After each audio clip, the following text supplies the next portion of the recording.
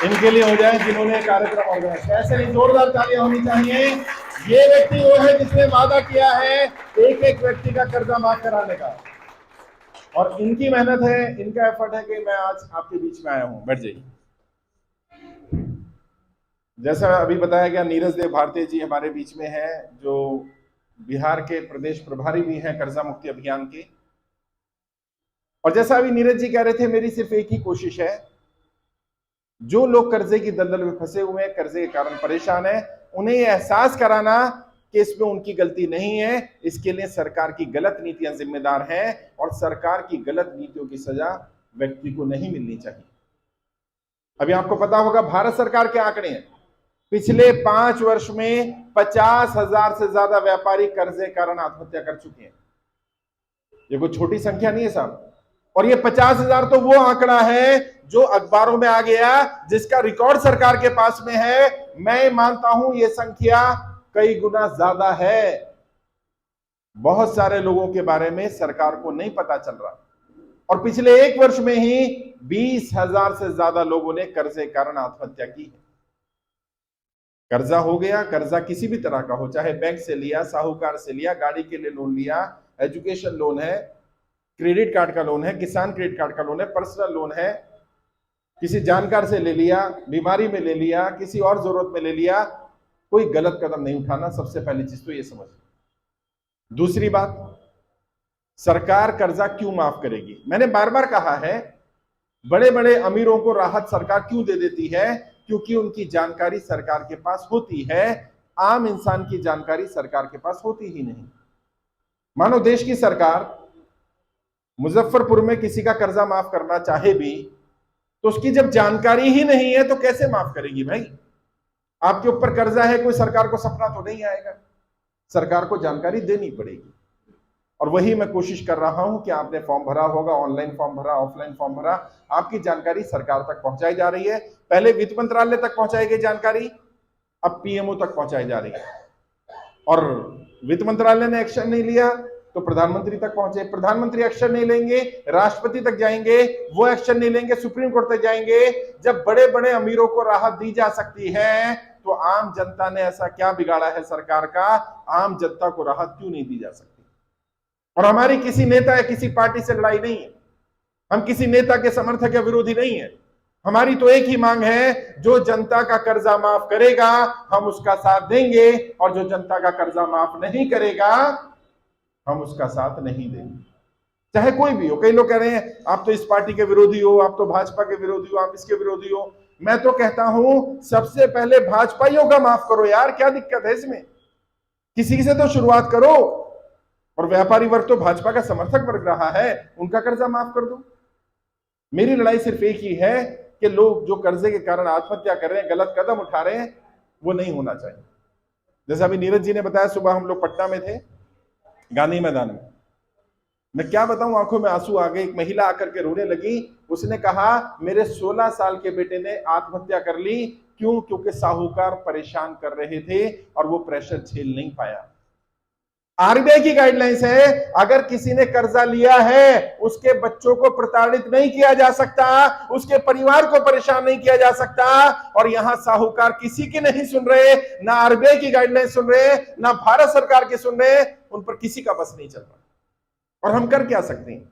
मैंने बार बार कहा है, एक मां भी अपने बच्चे को तब तक दूध नहीं पिलाती जब तक वो बच्चा रोता नहीं है।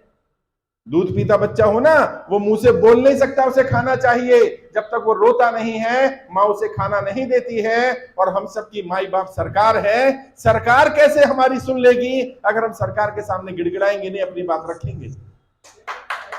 और बहुत सारे लोग ऐसे, कर्जा ऐसी समस्या है कि कहा भी ना जाए और सहा भी ना जाए। बीमारी तो है लेकिन किसी को बता नहीं सकती। लोग क्या कहेंगे, समाज क्या कहेगा, बदनामी हो जाएगी, लोग कहेंगे ये कर्जे में फंस गया। और सच्चाई बताऊं, हर दूसरा व्यक्ति कर्जे में है।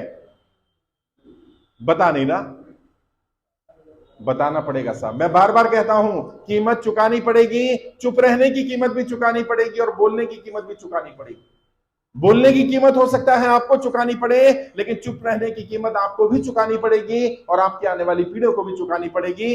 उस मनहूस दिन का इंतजार मत करो जब बैंक से नोटिस आ जाएगा, घर कब्जा कर लिया जाएगा, जब गाड़ी छीन ली जाएगी, जब बच्चों को प्रताड़ित करने लगेंगे। उस मनहूस दिन का इंतजार मत करो, अपनी बात बोलना शुरू करो और 1% भी अपने आप को दोषी मत ठहराना। जैसा अभी नीरज जी ने भी कहा और सच्चाई है, ज्यादातर लोगों ने बताया कि सर नोटबंदी के बाद जो कमर टूटी हम उससे उबर नहीं पाए। कई लोगों ने कहा सर नोटबंदी तो झेल गए, लेकिन जो जीएसटी लगाया गया उससे हमारा व्यापार बंद हो गया, हमारी कंपनियों ने हमें निकाल दिया नौकरी से क्योंकि कंपनियों को फायदा नहीं हो रहा था। कई लोगों ने कहा सर नोटबंदी भी झेल गए, जीएसटी भी झेल गए, लेकिन ये जो कोरोना लॉकडाउन लगाया गया, इस लॉकडाउन से हम उबर नहीं पाए। ज्यादातर व्यापारियों की 3 ही समस्याएं सामने आ रही हैं, नोटबंदी, जीएसटी और लॉकडाउन।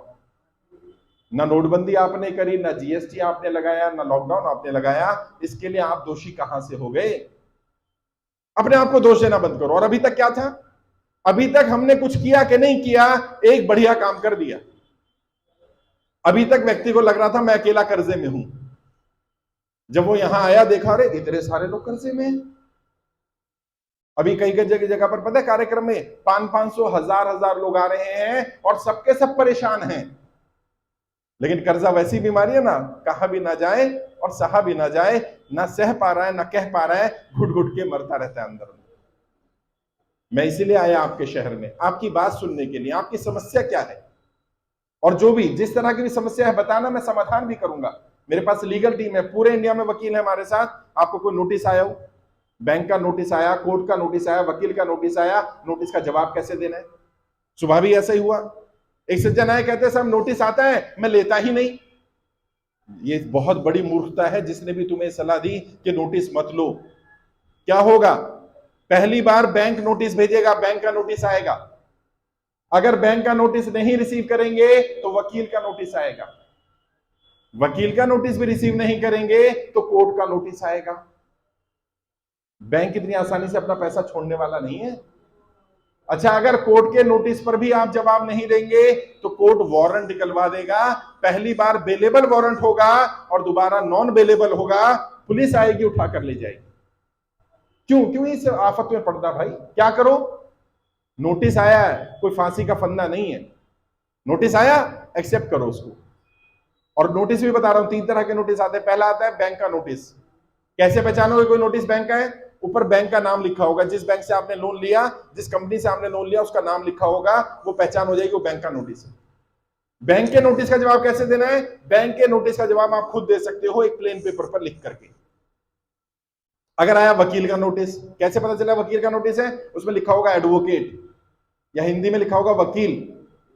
वकील या एडवोकेट लिखा है, इसका मतलब वकील का नोटिस है। इसका जवाब भी आप दे सकते हो, लेकिन बेहतर होगा किसी वकील को रखो और वकील के थ्रू जवाब दिलवाओ। 500 रुपए लेगा वकील, बढ़िया जवाब लिख कर दे देगा, आपको कभी कोर्ट का नोटिस नहीं आएगा। अगर फिर भी वकील का जवाब नहीं दोगे तो क्या होगा? कोर्ट से नोटिस आएगा। कैसे पता चला कोर्ट का नोटिस है? उसमें लिखा होगा न्यायालय, सत्र न्यायालय, लोक अदालत, इस तरह के टर्म लिखे होंगे, यानी कि ये कोर्ट का नोटिस है। अगर कोर्ट का नोटिस है तो कोर्ट के नोटिस पर आपको खुद जाना चाहिए, वकील को साथ लेकर के जाओ।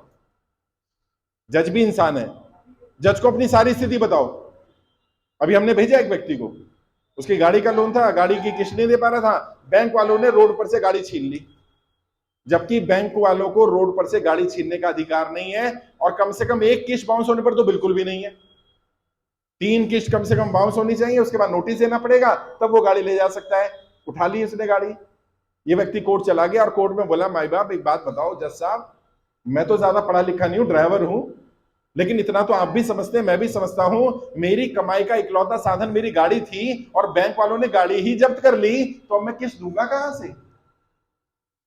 जज साहब ने कहा बात तो सही है, जो कमाई का साधन था वही छीन लिया तो ये किस्त देगा कहां से? और बैंक वालों को फटकार लगाई गई और तुरंत उसकी गाड़ी रिलीज कराई गई और उसको समय दिया गया। आप क्या कर सकते हो? मान लो आपको लग रहा है मैं अगले महीने किस्त नहीं दे पाऊंगा, बैंक से जो लोन लिया उसकी बात कर रहा हूं, जो साहूकार से लिया उसकी अभी बात नहीं कर रहा, उसके बारे में बताऊंगा। बैंक से लिया, एनबीएफसी से लिया, किसी एप्लीकेशन से लिया, किसी कंपनी से लोन लिया, बजाज फाइनेंस वाला बहुत चल रहा है आजकल, और भी कई कंपनियां चल रही हैं, मैं किसी का नाम नहीं ले रहा, लेकिन जहां से भी लोन लिया, अगर आपको लग रहा है अगले महीने आप किस्त नहीं भर पाओगे, पहले ही पता चल जाता है साहब।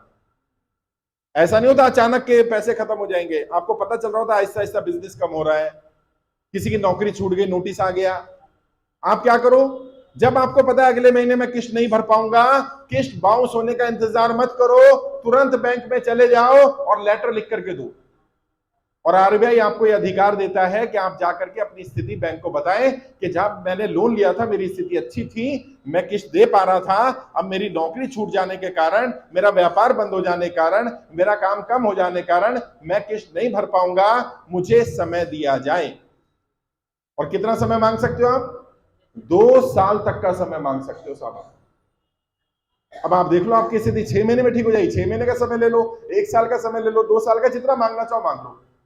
जितना मांगोगे बैंक उतना देता नहीं है। मानो आप 2 साल का मांगोगे तो बैंक क्या बोलेगा, मैं तो 6 महीने का समय दूंगा, मैं तो 3 महीने का दूंगा। कोई बात नहीं, जितना दे दे ले लो। अभी क्या करो, 3 महीने बाद फिर चले जाओ, वैसा मेरी स्थिति ठीक नहीं हो पाई, मुझे और समय दिया जाए। बात करते रहो बैंक से।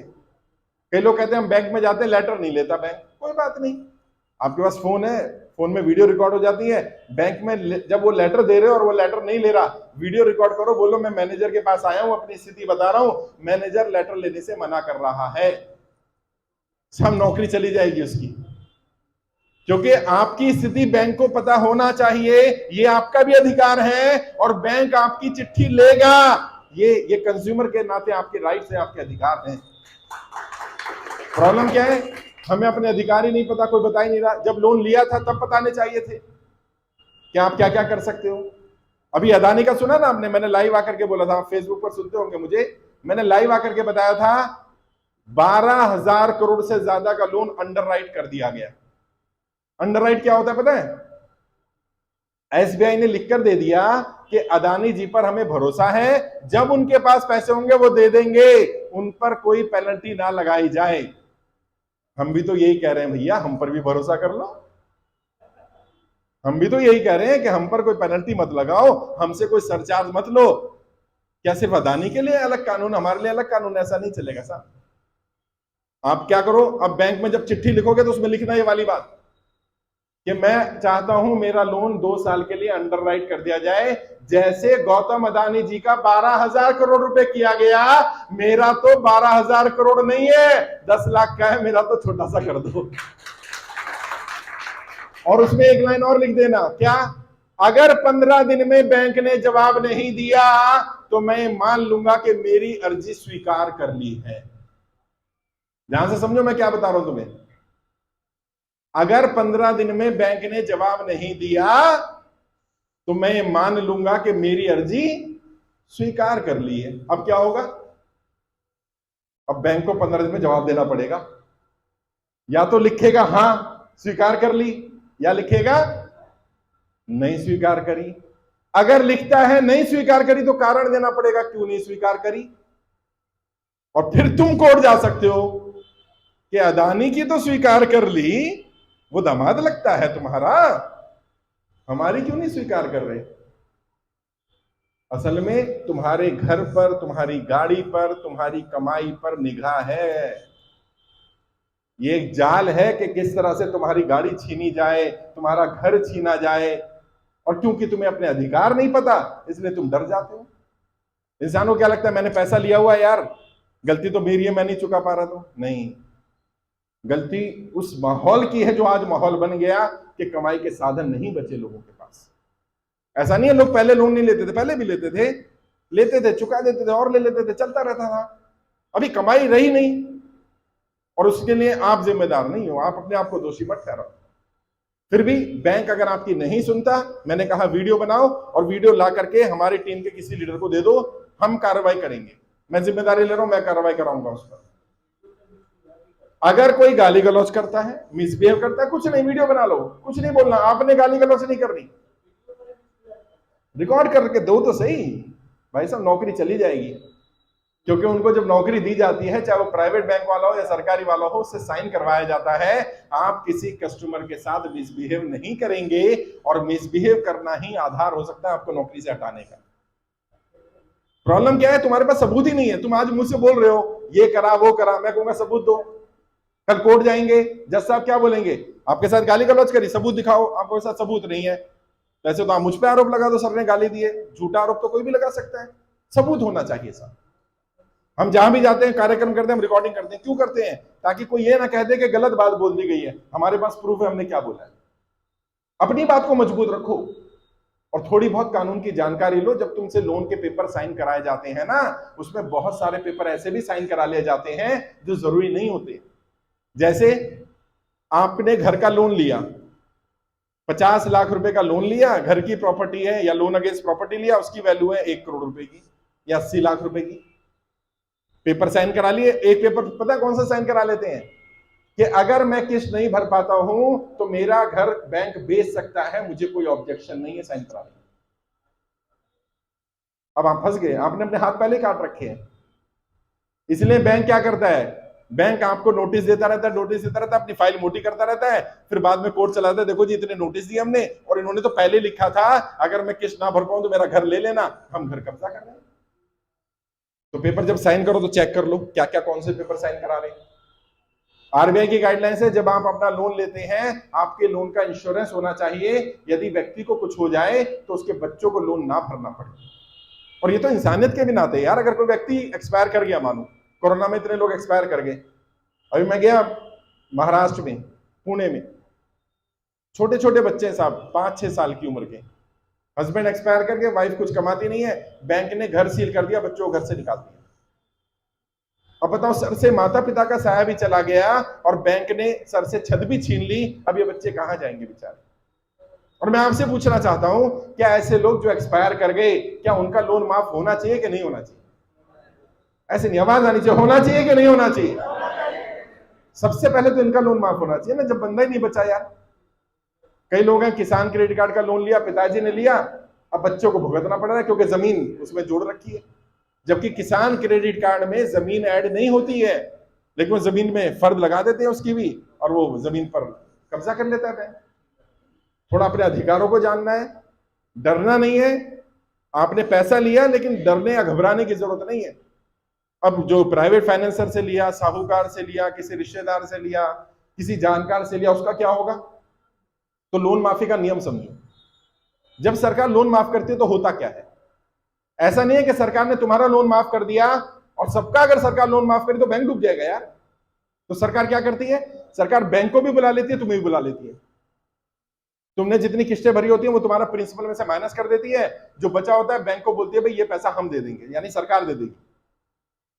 तो बैंक भी नहीं डूबता और आपका लोन भी माफ हो जाता है। जैसे 2 बार किसानों का लोन माफ हुआ, कैसे माफ हुआ? सरकार ने बैंकों को पैसा दे दिया और किसानों को कुछ नहीं देना पड़ा। ऐसे ही जब साहूकार का लोन होगा तो साहूकार को भी बुला लिया जाएगा और तुम्हें भी बुला लिया जाएगा। उसने मदद की यार समय पर, तुम्हें इमरजेंसी थी, उसने पैसा दिया, अब उसका पैसा मर जाना चाहिए क्या? उसे मिलना चाहिए ना उसका पैसा वापस। सरकार बुलाएगी, उसे भी बुला लेगी, तुम्हें भी बुला लेगी। अब तुम बताओगे जी 10 लाख रुपए लिया था, वो भी कहेगा हाँ जी 10 लाख रुपए दिया था। कितने इंटरेस्ट पर दिया था? वो कहेगा जी मैंने 5% पर दिया था। अब आरबीआई का रूल क्या है, 2% से ज्यादा नहीं ले सकते इंटरेस्ट। तो कहेंगे भाई तूने 5% तो गलत लिया, देख 2% से ज्यादा नहीं हो सकता था। अब तू बता तूने टोटल कितना इंटरेस्ट दे दिया? वो बताएगा जी मैंने 5 लाख रुपए दे दिया। बनता कितना है? बनता 3 लाख है। कह रहे भाई 2 लाख तो तेरा प्रिंसिपल में से माइनस होगा, बाकी बचे तेरे 8 लाख रुपए। 8 लाख रुपए तेरे सरकार दे देगी तेरे को, तू इससे बदलियो पैसे। वो भी बच गया, ये भी बच गया, जो जायज बनता था वो दे दिया जाएगा। तो साहूकार का भी माफ हो जाएगा, प्राइवेट फाइनेंसर का माफ हो जाएगा, रिश्तेदार का माफ हो जाएगा, लेकिन तुम्हें कुछ पेपर तैयार रखने पड़ेंगे। पहली बात तो तुम्हारे पास कोई सबूत होना चाहिए कि तुमने पैसा लिया है या दिया है, दोनों का। ऐसे नहीं चलेगा कोई भी आके बोल दे मैंने इनको दिया है, इन्होंने मुझसे लेना है, ऐसा नहीं चलेगा, कोई सबूत होना चाहिए। और मैं बार बार बोलता हूं, जब भी प्राइवेट फाइनेंसर से पैसा लो उसका ब्याज तो हर महीने देते हो ना, ब्याज कम से कम अकाउंट में डालना शुरू कर दो उसके। कुछ नहीं तो पेटीएम करना शुरू कर दो, कुछ नहीं तो गूगल पे कर दो। उससे क्या होगा, तुम्हारे पास प्रूफ होगा कि मैं ब्याज दे रहा हूं। और जिन लोगों ने ब्लैंक चेक दे रखे हैं, वैसे तो ब्लैंक चेक देना ही अपराध है, लेकिन अगर आपने दे दिए हैं तो भी घबराने की जरूरत नहीं है। वो आपके चेक का मिसयूज नहीं कर सकता है, क्योंकि उसको भी साबित करना पड़ेगा उसने किस चीज के पैसे लेने। अभी हुआ कर्नाटका में एक केस हुआ, एक व्यक्ति ने 2 लाख रुपए दिए ब्याज पर और चेक में पता है कितना भर दिया, 10 लाख रुपया। ऐसे करते हैं ये लोग। 10 लाख का चेक बाउंस करा दिया। अब कोर्ट चला गया व्यक्ति। कोर्ट ने पूछा तेरे को ये बता 10 लाख रुपए का चेक लगाया किस चीज के लिए, क्या लेना था तुम्हें उससे? कह रही जी मैंने पैसे दे दे। कह रहे साबित कर, तू इनकम टैक्स कितनी भरता है पहले ये बता, तेरे पास 10 लाख रुपए आए कहां से? देने का सबूत क्या है? कहता मैंने कैश दे दे। कह रहे कैश देना तो अपराध है, तूने कैश कैसे दे दिया? और जब जज साहब के सामने बात आई तो बात खुल करके आ गई कि 2 लाख रुपए ही थे, इसने झूठा केस किया है, तो उसका जो वकील का खर्चा था वो भी साहूकार को देना पड़ा, पेनल्टी भी लगी, और जज ने कहा कि इसका सारा पैसा माफ होता है क्योंकि तूने झूठा केस किया। तो घबराना नहीं है बिल्कुल भी, क्योंकि तुम डरते हो इसलिए ही तुम्हें डराया जा रहा है। तुम डरना बंद कर दोगे, तुम्हें डराना बंद कर दिया जाएगा। डरना बंद करो पहले तो, बैंक वालों से डरना बंद करो, रिकवरी वालों से डरना बंद करो, और जो रिकवरी एजेंट आते हैं उन्हें भी पहचानना शुरू करो। 90% से ज्यादा रिकवरी एजेंट नकली हैं। जो तुम्हें फोन कॉल करते हैं ना, मैं बैंक से बोल रहा हूं, यहां से बोल रहा हूं, वहां से बोल रहा हूं, वो सब फ्रॉड है। कोई बैंक से नहीं बोल रहा होता। बैंकों ने अलग अलग कंपनियों को काम दे रखा होता है, ठेका दे रखा होता है रिकवरी एजेंसी को। तो अगर कोई फोन करे मैं बैंक से बोल रहा हूं, उसको बोलना भैया मेरे नंबर पर अपना आई कार्ड व्हाट्सएप कर दे जरा, सीधा हो गया। मैं इस बैंक से बोल रहा हूं, कह रहा बैंक का आई कार्ड भेज पहले तो तू। वो बैंक का आई कार्ड भेज ही नहीं सकता क्योंकि बैंक का एम्प्लॉय नहीं है वो कहेगा मैं तो जी कंपनी से बोल रहा। अच्छा कंपनी का भेज दे, आई कार्ड भेज दे। तो क्या मांगना है? अपना डीआरए का सर्टिफिकेट भेज। ये डीआरए का सर्टिफिकेट क्या होता है?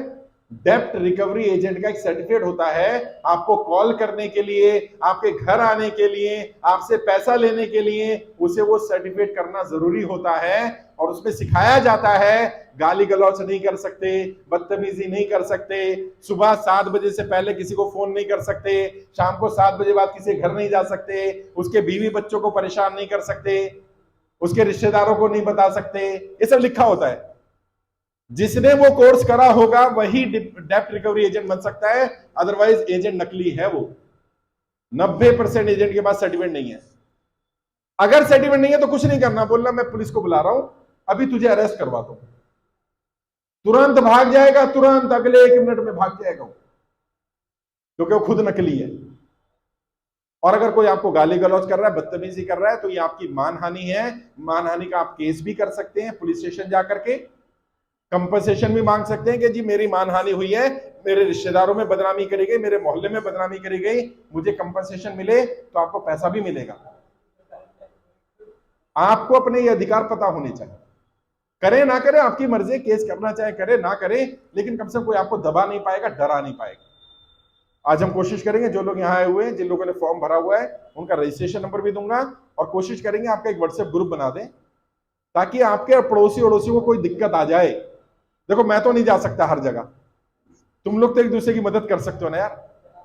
अब देखो 100-150 लोग बैठे हो, मानो एक व्यक्ति को दिक्कत आ जाए, सारे पहुंच जाओ।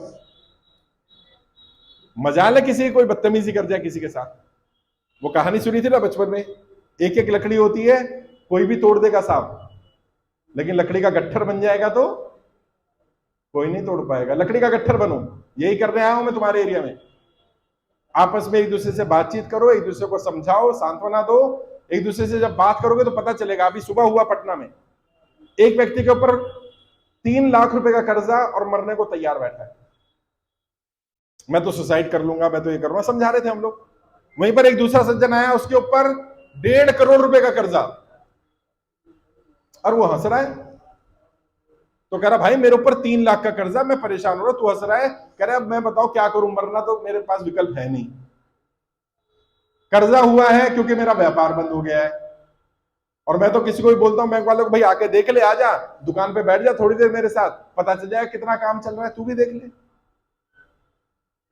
तो कर्जा कितना है ये मैटर नहीं कर रहा है, प्रेशर कितना ले रहे हो ये मैटर कर रहा है।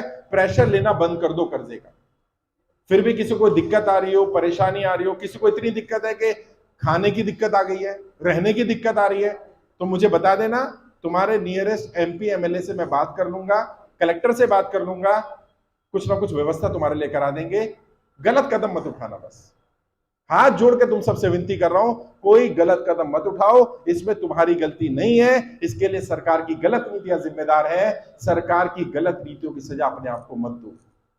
और मैं तुम्हारा भाई, दोस्त, बेटा, जो बोलना चाहो, मैं तुम्हारी लड़ाई लड़ रहा हूं और मैं तुमसे वादा कर रहा हूं, एक एक व्यक्ति का 1-1 रुपए का कर्जा माफ कराऊंगा। ये मेरा वादा है तुमसे। बस तुम्हें संगठित होना पड़ेगा। हर घर में मैं नहीं जा सकता, मैं तुम्हारे मोहल्ले में नहीं जा सकता, मैं यहां आ गया। अब तुम्हारी जिम्मेदारी बनती है, तुम अपने मोहल्ले में, अपने पड़ोस में लोगों को संदेश दो कि देश में निःशुल्क कर्जा मुक्ति अभियान चल रहा है। अभियान पूरी तरह से निःशुल्क है, 1 रुपया भी किसी से नहीं लिया जा रहा। या जितने बैठे हैं 1 रुपया भी नहीं लिया गया साहब। फॉर्म भरने के नाम पर, रजिस्ट्रेशन के नाम पर, हॉल में आने के नाम पर 1 रुपया नहीं ले रहे हम किसी से। लोग वैसे ही परेशान है यार। परेशानी अगर कम नहीं कर सकते तो बढ़ानी तो नहीं चाहिए ना उनकी परेशानी। आप भी किसी से 1 रुपया मत लेना, लोगों के फॉर्म भरवाओ। ऑनलाइन फॉर्म मिल जाएंगे, ऑफलाइन फॉर्म मिल जाएंगे, फॉर्म भरवाओ। फॉर्म और चाहिए होंगे, फॉर्म और मिल जाएंगे। घबराना नहीं, परेशान नहीं होना, हम साथ मिलकर के लड़ाई लड़ेंगे। और हो सकता है सरकार आपसे बात करने के लिए आ जाए, क्योंकि आपका डाटा पहले मैंने पीएम वित्त मंत्रालय भेजा था, पीएमओ भेजा है। हो सकता है सरकार के लोग आ जाएं। जैसी आपकी स्थिति हो वैसी बता देना, सच बोलना, झूठ मत बोलना। मानो बिजनेस में लॉस हुआ तो बता देना, साबित कर देना, भैया मेरा लॉस हो गया, नौकरी छूट गई, बता देना। जो सच है वो बता देना, और क्या चाहते हो वो भी बता देना। कर्जा माफी चाहते हो, समय चाहते हो, जो चाहते हो बता देना। सरकार को सच बोलोगे, सरकार तुम्हारी मदद कर पाएगी। हो सकता है सरकार तुम्हें दिल्ली बुला ले, तो एक आध बार हो सकता है दिल्ली जाना पड़े, उसके लिए भी दिमाग को तैयार रखना कि एक आध बार दिल्ली भी हो आएंगे जरा। और किसानों ने तो साबित कर ही दिया, जब दिल्ली में जाके बैठ जाते हैं तो सरकार को बात माननी पड़ती है भैया। अभी मैं सरकार को यही कह रहा हूं कि अभी मैं नहीं चाहता लोग दिल्ली आए, लेकिन आ सकते हैं। और सरकार के ऊपर दबाव भी पड़ रहा है। जब हम 25,000 थे ना, सरकार बात नहीं कर रही थी हमसे। जब संख्या 50,000 हुई तो आरबीआई से मैसेज आने शुरू हो गए, आपने फाइल भेजी है, आपका लेटर आया है, आप ये चाह रहे हो, आप वो चाह रहे हो। अच्छा, जब 1 लाख हुए तो लेटर आने शुरू हो गए आरबीआई से। आज संख्या 3 लाख हो चुकी है। सोचो जिस दिन 30 लाख हो जाएंगे उस दिन क्या होगा। जिस दिन ये संख्या 30 लाख हो जाएगी उस दिन क्या होगा। जिस दिन ये संख्या 3 करोड़ हो जाएगी उस दिन क्या होगा। यहां जहां मैं खड़ा हूं ना, यहां सरकार आके खड़ी होगी, सरकार तुम्हारे पैरों में, भाई साहब बताओ क्या चाहते हो, ये बताओ। क्योंकि मैं जानता हूं नेताओं की नब्ज क्या है। नेता एक ही भाषा समझता है, कौन सी? जनता की भाषा। जब उसे दिखता है कि जनता उसके साथ से खिसक रही है, उसका वोट बैंक खिसक रहा है, जब उसको दिखता है उसकी कुर्सी खिसकने वाली है, तब वो जवाब देती है। 25,000 में सरकार को डर नहीं लग रहा था, 3 लाख में सरकार हिल रही है। मैं लिख करके दे सकता हूं कि 3 लाख हो गए, 30 लाख में देखना सरकार खुद बुलाएगी तुम्हें। जल्दी से जल्दी फॉर्म भरवाओ। अगर 3 लाख लोग हर दिन सिर्फ 10-10 लोग फॉर्म भरवा देना तो अगले 10 दिन में देखो 3 करोड़ संख्या पहुंच जाएगी साहब। और ये संभव है, हो सकता है। फिर भी घबराना नहीं, परेशान नहीं होना। सबसे 1 to 1 बात करूंगा, फॉर्म चाहिए फॉर्म भी देंगे, आपकी समस्याएं भी सुनेंगे, समाधान भी करेंगे। एक चेयर यहां लगा दो, एक एक करके मैं बुला रहा हूं। आपका रजिस्ट्रेशन हो गया होगा, आपने एंट्री करा दी सबने अपनी या नहीं कराई? एक एक करके मैं बुला रहा हूं। किसी के पास कोई नोटिस आया हो तो नोटिस की कॉपी मेरे को जरूर दिखाना, ताकि मैं बता पाऊं उसका जवाब क्या देना है। अगर नोटिस नहीं लाए तो व्हाट्सएप पर या फेसबुक पर कहीं पर रखा हो अपने पास फोटो में, तो वो दिखा देना, उससे काम चला देना। बहुत बहुत शुक्रिया, धन्यवाद। और कोशिश करेंगे आप सबकी मदद करी जाए।